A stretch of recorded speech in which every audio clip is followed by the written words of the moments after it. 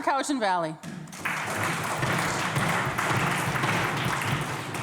Honourable Speaker, this ministry was in such a rush to get to yes that they failed to release important scientific data to the community about contaminants at South Island aggregates.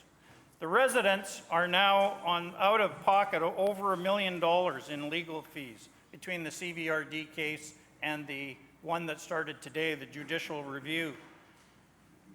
These cases are before the Supreme Court. One is examining the conduct of the company, including allegations of fraud and misleading the Ministry of Environment. Honourable Speaker, can the Ministry of Environment tell this House how much more BC taxpayer money are we going to have to shell out before this mess is cleaned up, a mess that should have never happened in the first place?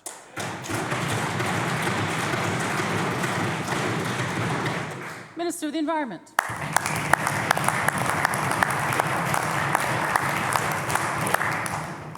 Thank you, Madam Speaker. And while the member may wish to substitute his political judgment for what ought to take place here, I will not.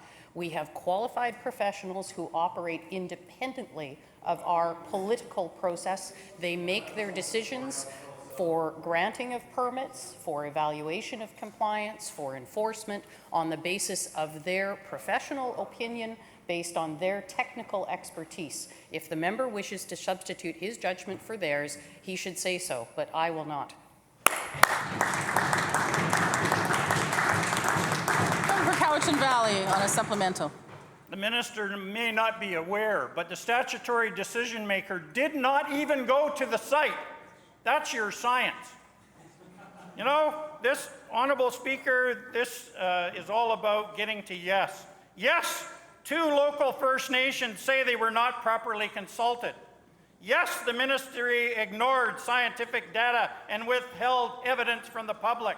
Yes, an entire community and region feels totally betrayed by this government. Could this Minister of Environment give Shawnigan families just one more yes?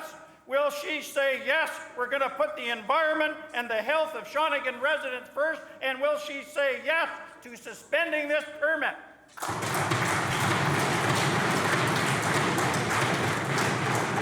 Minister of the Environment.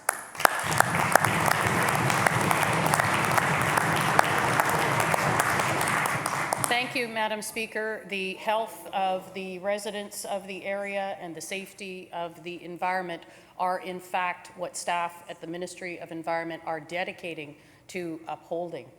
They are dedicated to ensuring that they fulfill their obligations. And, Madam Speaker, for the member to suggest that somehow the politicians in the room should substitute their judgment for that of dedicated professionals within the ministry who have the scientific expertise is, Madam Speaker, fairly disturbing.